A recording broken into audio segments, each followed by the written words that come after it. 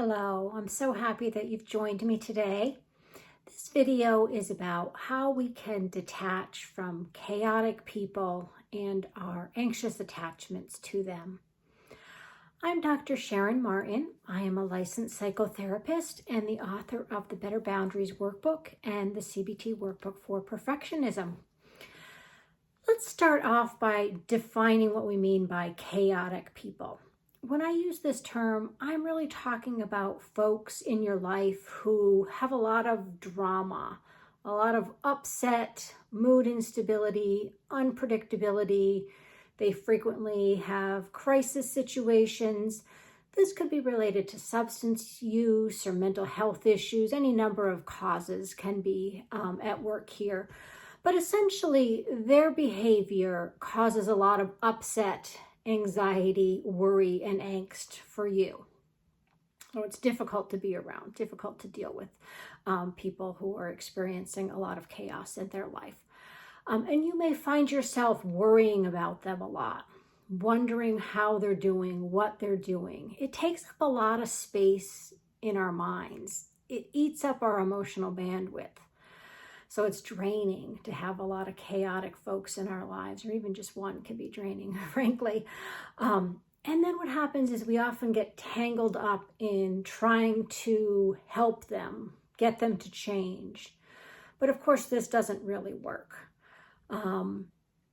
These are what we call anxious attachments because at the root of it, we're afraid that this other person that we care about is going to leave, or that this other person doesn't love us or doesn't need us. So we end up feeling kind of obsessive about these relationships. We want to check and recheck and triple check that this person is okay. We want to make sure that they're okay, in part because doing so helps us feel safe and secure. So our well-being is at least in part dependent on how this other person is doing. And we get attached to the outcome. We start to think that if X happens, then we'll be okay. And that's sort of that other person and ourselves. So this could be, if mom goes to rehab, or if Joe goes to therapy, or if Mary leaves the abusive relationship that she's in, that outcome feels like it's now going to help me be able to relax and let go of this anxiety that I'm carrying with me. We all know, of course, that we can't control other people. We can't make them change, no matter how persuasive or informed or caring that you are. We simply can't force people to change if they're not willing or able to do the work that's required for the change. So we know that intellectually, but it still becomes a stumbling block. At least it is for me. And so part of what's helped me with this detachment process is to remind myself not only that I can't control other people, but that I don't want to control other people. And this is challenging because on one level, I do wish that I could control other people, right? Because that's when I get into thinking about that particular outcome that I want to achieve, that I feel like will solve all of the problems. So I need to really humble myself and remember that I don't want to be in charge of other people's lives.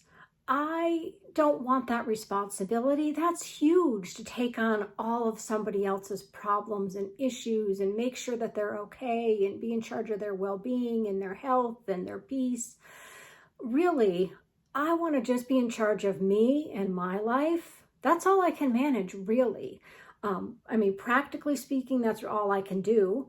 But really, when I think about what I want to be doing, that's really all I want to sign up for is really just taking care of myself, because that's a full-time job. That's plenty to do just managing my own life.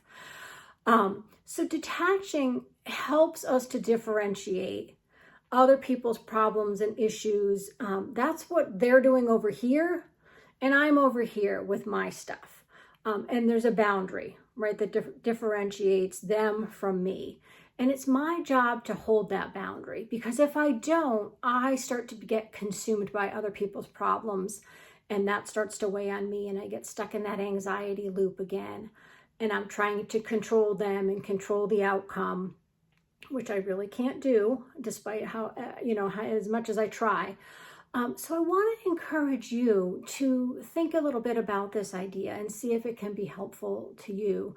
So to move away from just the idea of I can't control others, but to really try on the idea of I don't want to be responsible for other people. I don't want to control their lives and make their decisions for them.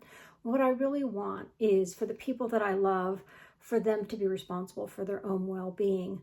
And I'm going to be responsible for mine. And of course, that's challenging, as I have said, because these are people that we care a lot about. But our goal here is to know that I'm going to be okay, that you're going to be okay, despite what other people are doing, whatever chaos they've got going on, whatever problems that they're struggling with, that is not that does not define my sense of safety, my sense of well-being. I can still be okay no matter what my loved ones are doing. And when we do that, we are no longer triggered by all of their chaos. You start to feel in control of your own emotions and your own behavior and really put your focus there, which is where we want it to be, because that's where we have the most power and influence. Thank you so much for being with me today.